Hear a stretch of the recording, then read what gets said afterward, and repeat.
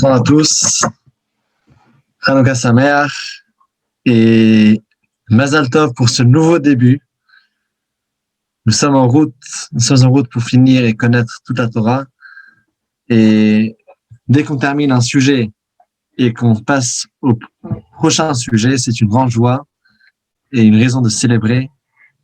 Alors ce soir, nous allons étudier ensemble le premier chapitre des lois de Chametz ou Matzah, des lois qui sont liées avec la fête de Pessah. Et c'est sûr qu'il y a un lien entre Hanouka et Pessah, vu que chaque chose vient avec la providence divine. Les deux fêtes sont des fêtes de libération et de miracles qui nous ont sauvés d'une oppression. Et pour commémorer ce miracle, c'est pour ça qu'on a ici la mitzvah particulière d'allumer les bougies de Hanouka. Et de l'autre part, dans la fête de Pessah, on a la célébration de la fête avec différents détails, notamment de ne pas consommer le chametz, vu que le chametz représente tout ce qui gonfle et donc tout ce qu'il y a de négatif, tandis que lorsqu'on est sorti à la liberté, on a laissé cette négativité derrière nous et on s'est rapproché de Dieu pour tout ce qui est positif. Et quand on est proche de Dieu, on a l'humilité. Et c'est pour ça qu'à Pessah, on mange uniquement de la pâte du pain qui n'a pas levé, qui n'a pas gonflé, pour symboliser l'humilité qu'on a devant Hachem. Alors, les lois de Chametz ou Matzah, et je vais partager avec vous l'écran pour avoir ensemble la halakha. Ilchot Chametz ou Matzah, yesh bichlalan shmona mitzvot, shalosh mitzvot aseh, chamesh mitzvot lo ta'aseh. Il y a en tout 8 mitzvot liées avec la fête de Pessah, 3 positives et 5 négatives. Et quelles sont ces mitzvot? Il va les énumérer une par une. Vezeu pratan, alef shelo lechol chametz b'yom haba asar mechatzot hayom lemala.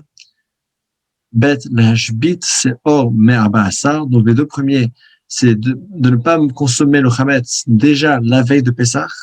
Depuis la mi-journée, c'est interdit de la Torah de consommer du chametz. Et la deuxième, c'est que le 14e jour, déjà, il faut anéantir l'existence du chametz. Gimel, shelo lechol chametz kol shiva. Dalet, shelo lechol tarovet chametz kol shiva. Donc le troisième, quatrième, c'est de ne pas consommer ni du chametz et ni des mélanges de chametz durant les 7 jours de Pessah. Et shelo yira'eh chametz kol shiva, vav shelo yimatzeh chametz kol shiva. Le 5 ici, c'est ni de voir et ni de retrouver du chametz dans notre possession durant la fête de Pessah. Zayin lechol matzah beleil ha-Pesach. Chet lesaper b'tzit Mitzrayim kol halayla. 7 et 8, c'est 2 mitzvot positives qui sont de manger la matzah la nuit de Pessah et finalement la dernière, de raconter l'histoire de la sortie d'Égypte durant cette nuit. Au Be'ur Mitzvotelu Prakimeno, l'explication de tous ces mitzvot se trouve dans les chapitres qu'on va étudier ensemble. Il y aura en tout 8 chapitres des lois de Pessah. Alors, le premier chapitre commence avec les lois de l'Ilchot Chametz Matzah Perek Aleph. La première halakha, Kol ha'ochel kazait chametz Pesach, bitchilat ve'el chamisha asar ad sof yom echad ve'esrim beNissan. Celui qui transgresse et qui consomme le chametz depuis la nuit du 15 Nissan jusqu'au 21 Nissan, donc durant les 7 jours de Pessah, chayav karet, shneimar ki kol ha'ochel chametz nichreta, beshogeg chayav korban chatat tfua, echad ha'ochel ve'echad ha'memache ve'shote.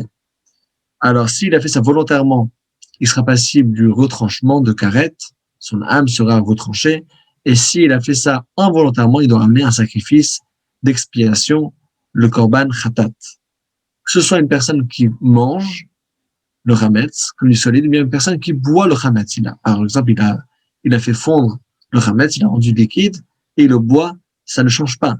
C'est pas juste manger le chametz, mais c'est toutes sortes de consommation de chametz. Et la deuxième halakha. Le chametz b'Pesach asur b'hanaya, shenamar ve'lo ya'achel chametz. Lo yehe bo heter achila. Le chametz b'Pesach n'est pas uniquement interdit à la consommation, mais également au profit. Et d'où est-ce qu'on déduit cela? Il y a plusieurs façons comment on peut le déduire. Le Rambam, lui, choisit sa façon. Il dit parce que c'est écrit dans le verset, le chametz ne se mangera pas. Il fallait dire, tu ne mangeras pas. Quel est le sens de ne va pas se manger. Donc, il dit que l'interprétation de ne va pas se manger, c'est qu'il faut même pas en tirer un profit qui peut être lié avec du manger. Parce que donc, finalement, chaque chose que je profite, si je profite, finalement, c'est un gain. C'est un gain notamment financier parce que je profite de ça. Mais si j'avais pas le droit, j'aurais dû acheter quelque chose d'autre. Et donc, j'ai un certain profit qui se trouve ici. Et donc l'importance qu'on a ici, l'importance qu'on prête à la chose, c'est une importance qui pourra ramener un profit de manger quelque chose. Par exemple, j'avais seulement 1 franc dans la poche.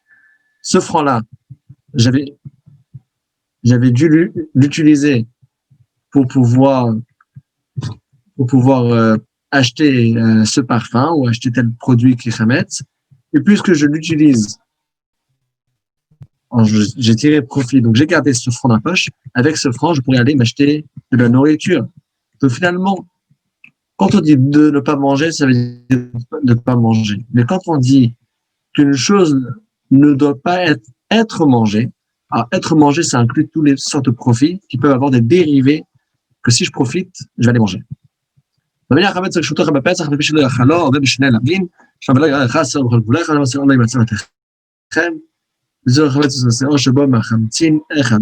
Celui qui transgresse et qui laisse du khametz sur son domaine, même sans le consommer, il transgresse 2 interdits. La Torah le répète 2 fois, et les 2 choses sont liées ensemble, de ne pas posséder ni du khametz et ni du seor, ni de la levure qui peut créer le khametz. Et la 3e halakha, Eino lokem shum lo yireh velo yimatzeh, ela im ken kana chametz בפסח או חמצו כדי שיעשה מעשה. אבל אם היה לו חמץ קודם הפסח, הוא בא הפסח ולא ביערו, אלא ניחו ברשותו, אף על פי שעבר על שני להבין, אינו לוקם לתורה מפני שלא עשה מעשה, והקנתו בהכת מרדות. Il y a ici une halakha très intéressante, et c'est une règle générale qui s'applique sur tous les mitzvot de la Torah. Pour être passible de malkout, pour avoir des coups bibliques, c'est uniquement si on a transgressé avec un acte, avec un maasé.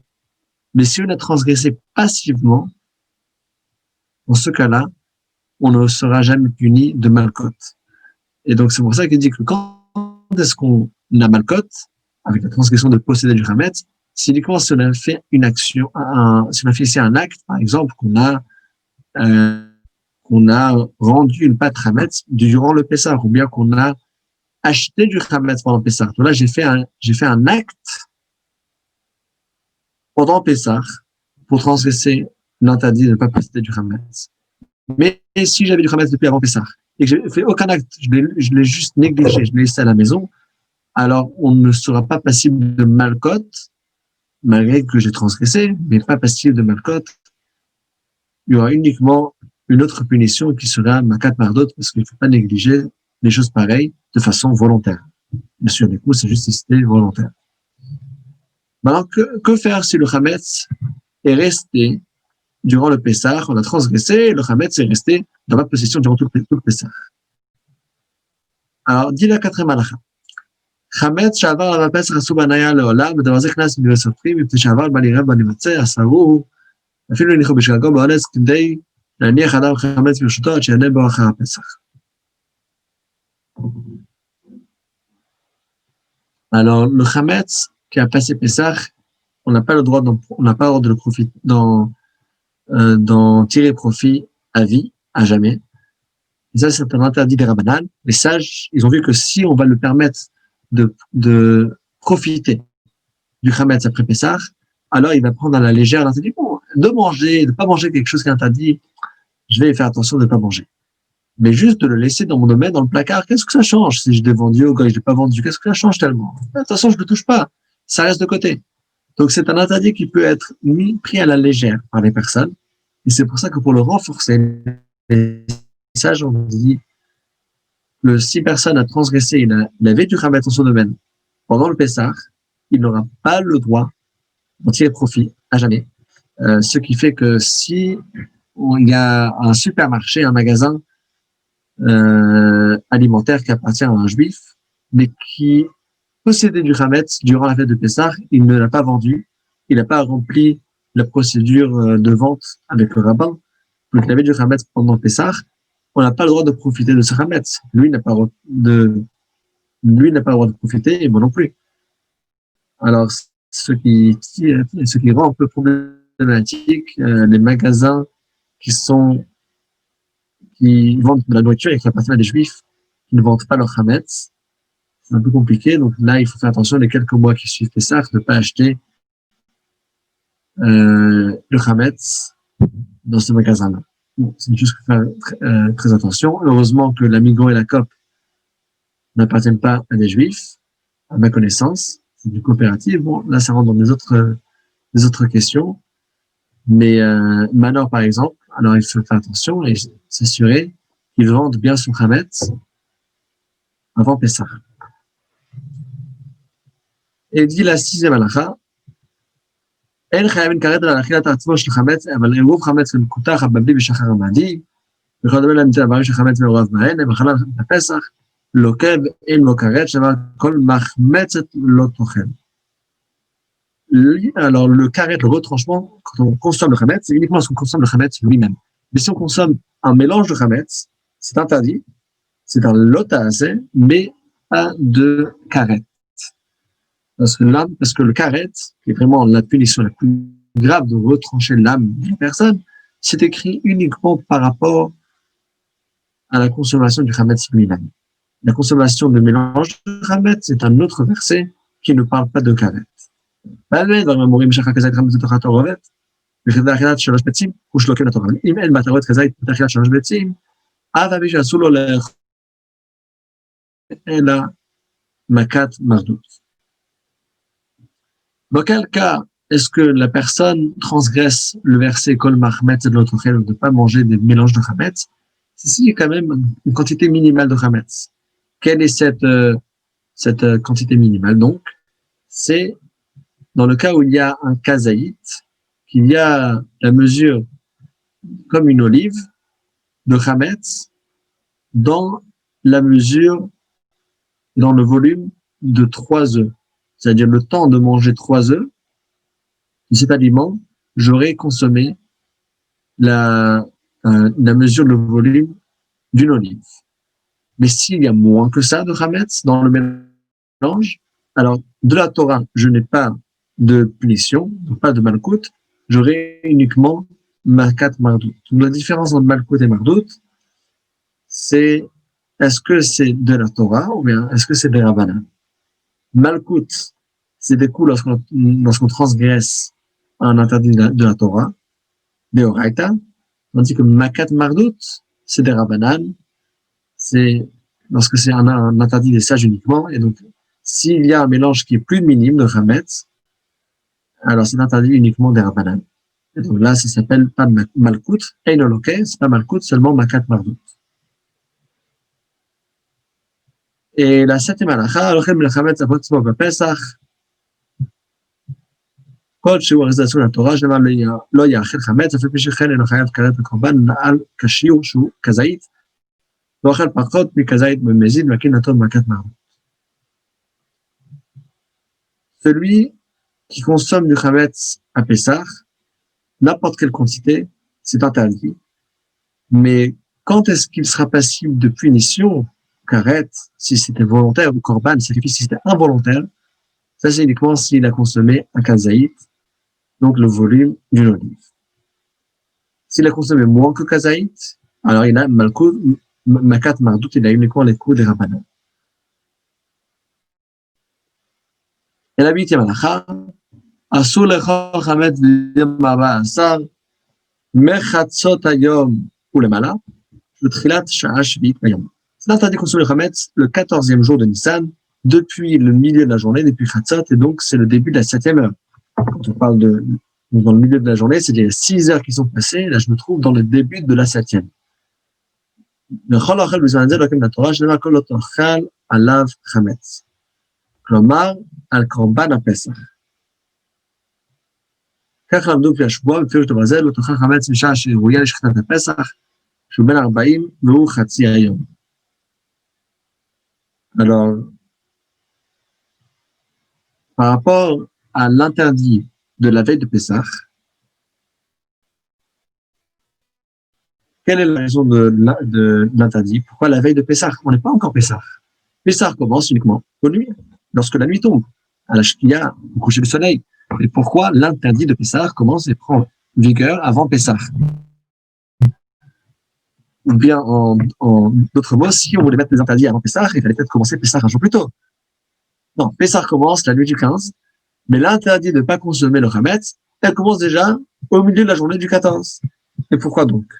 Pourquoi donc depuis la veille de Pessah à midi, on n'a déjà plus le droit de consommer du Hametz?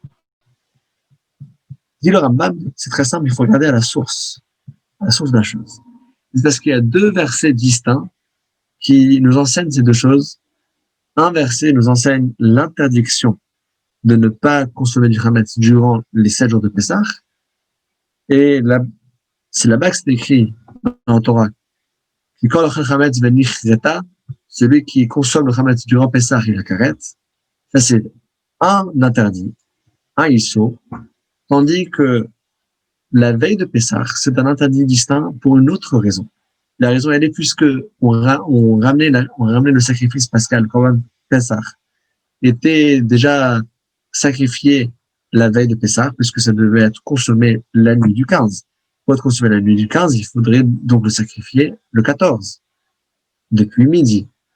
Et c'est pour ça, puisque c'est le moment dans lequel on ramène le sacrifice pascal, la Torah dit « Lo tochal alav chametz ».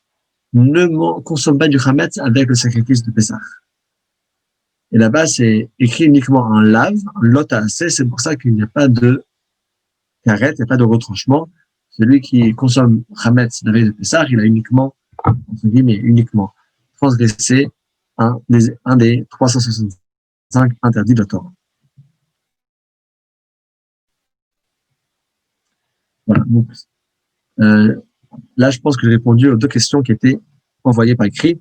Je ne vais pas m'arrêter au début du chapitre, que le Rambam a pris reprend. Et donc, on a vu les deux choses, la différence entre Malkout et Mardout, Malkout d'Oraït et Mardout et Rabbanan.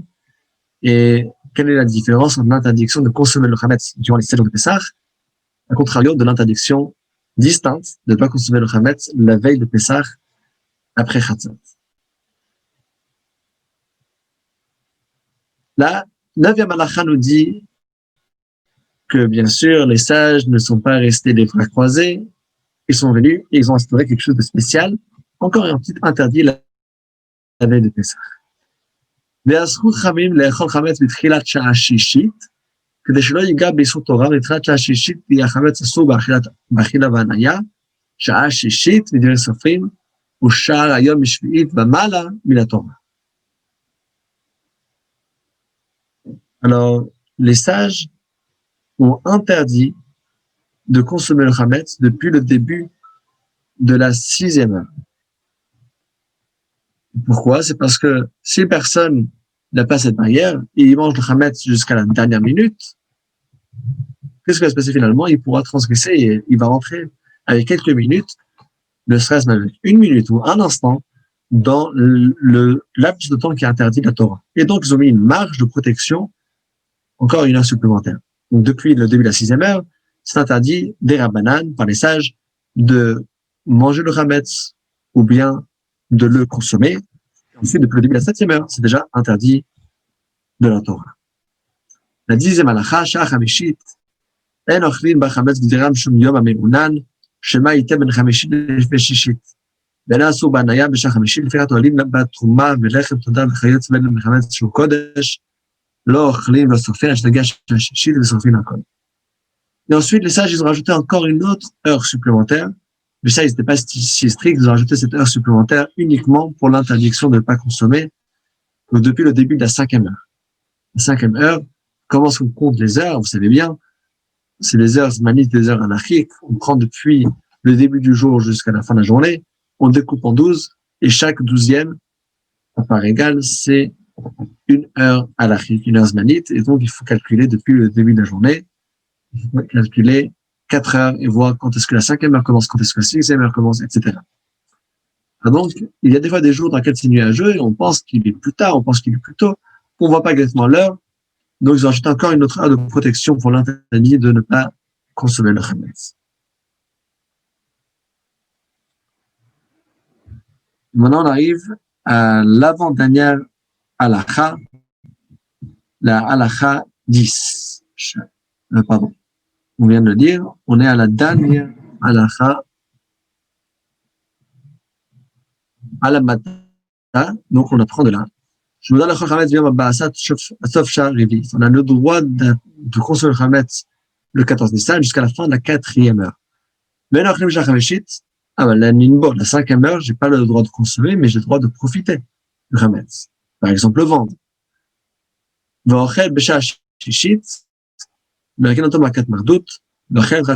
Celui qui transgresse et qui consomme le chametz depuis la 6e heure, alors là, c'est mardout, il a transgressé les paroles des sages, tandis que s'il consomme le chametz depuis le début de la 7e heure, il a transgressé la parole de la Torah. C'est pour ça qu'il dit ici une chose très intéressante à la fin de la halakha précédente, à la fin de la halakha 10. Il dit que si on a de la trouma ou de l'achem toda, donc on a des éléments qui sont kadosh, des éléments qui sont sacrés du temple, les pains qui étaient ramenés pour le sacrifice de remerciement, etc.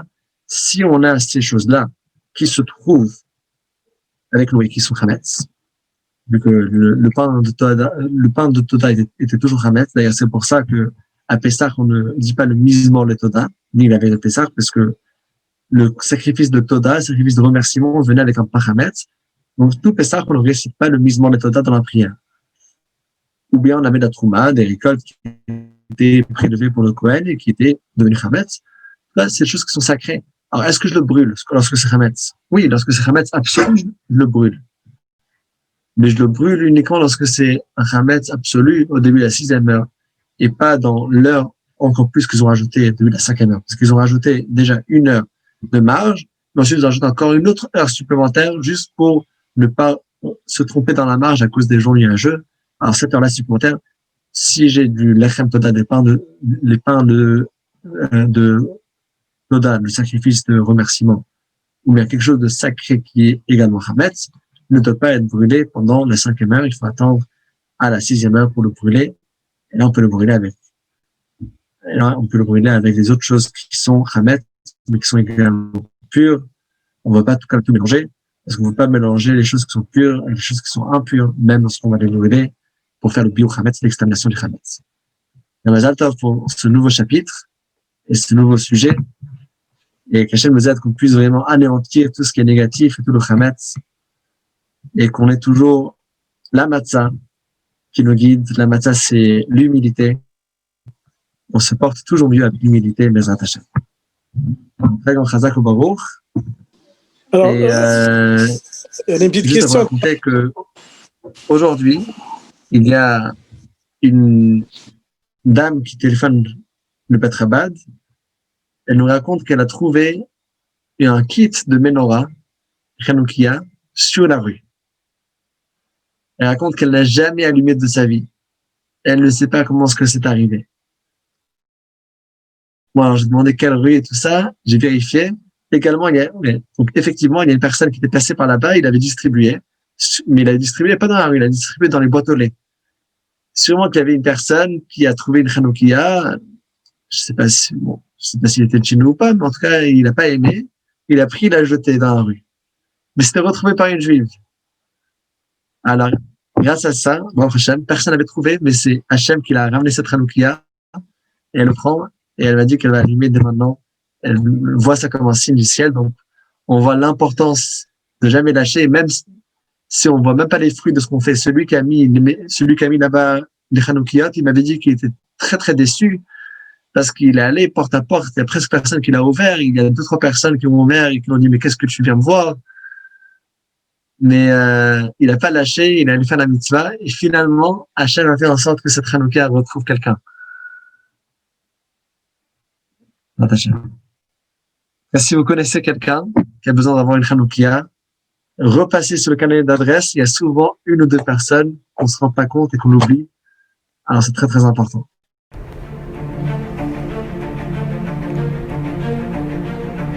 Et si connaître toute la Torah était possible, plongez-vous dans les joyaux de la Torah. Étude du Rambam, le Maïmonide, cours de qualité par des rabbins francophones aux 4 coins du globe. Un chapitre chaque jour, à raison de 20 minutes, pour finir en moins de 3 ans l'apprentissage de la Torah. Relevez le challenge, tous les soirs en direct à 20h30 ou 21h30 heure israélienne. Nos cours sont accessibles à tout moment, YouTube, Facebook et sur notre site torah24.com.